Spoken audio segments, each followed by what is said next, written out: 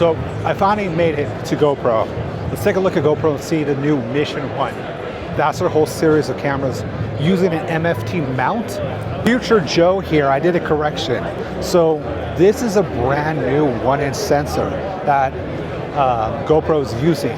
So it's a Sony CMOS style sensor, but it's a unique 1-inch sensor that is not out on the market yet. It's supposed to be handle light better, handle colors better, and they're using an MFT mount, which is interesting. They didn't go full Micro Four Thirds sensor, but they're going with MFT mount in order to open up the lenses, because let's be real. In a day and age of action cameras, stuff like that, you've seen DJI, you've seen Insta360, and you're seeing companies like Muse step into that scene and really kind of take over the whole action to more of a vlog style of video lineup and camera abilities. So where's GoPro going to succeed? Are they going to still be the action camera that they once were? Or do they take a step up a notch? And looking at the content, it looks like they're really kind of trying to take that more cinematic approach and step into a more cinematic lineup. So you're still getting your action, you're still getting your adventure, but now you're being able to capture more what they did before in movies and cinema, but have the additional gear to really one up the quality and one up the actual capture of it. So let's take a look at all of that.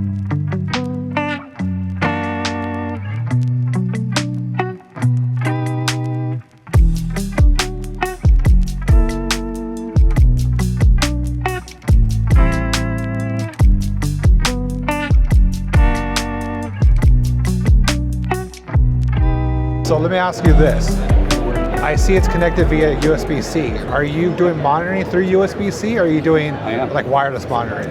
So this is either wireless or USB-C. Okay. This is sending out a 1080p 60 frames per second signal. I'm decoding it live on the phone. Okay. And that allows us to basically give you a live preview. I can zoom in, make sure that I'm just getting the shot. This is going through our rendering engine, so we can basically easily change the colors of the focus peaking. We can add grids, we can play around with different LUTs. So if you want to preview a LUT that you might have, it's all available here. I can change the shooting mode. It's sending all the commands to the camera. I can start and stop the recording. It's just a great accessory.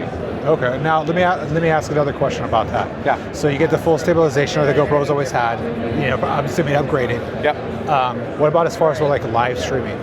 Yeah, so live stream is built in just like you would expect from a standard Hero camera. Okay. RTMP. If you want to do what I'm doing right here, this is all open. So if you had a plug-in, maybe for something that you're doing on a desktop, you can also get that streamed to your desktop at the same resolutions.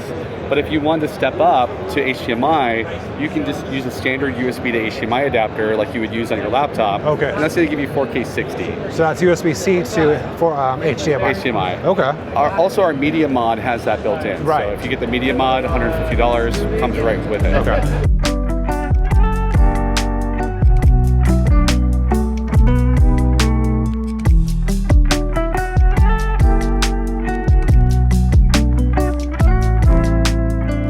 Heard people talking that he should be dropping around third quarter of this year, and I got a chance to meet some of the people behind the lab team, and I will say that I think this could be the comeback for GoPro that it desperately, I personally think it desperately needed, because hearing about like some of this video footage I'm going to show you right now, or I've already showed you, being able to control the GoPro and monitor it through your phone directly via USB-C, chef's kiss. Chef's kiss. Like, none of this wireless crap, being able to directly, I think you got a little pocket cinema rig. I might be overzealous, but could this be like the little Black Magic little Black Magic like Pixis? Could this be the new Pixis? Maybe.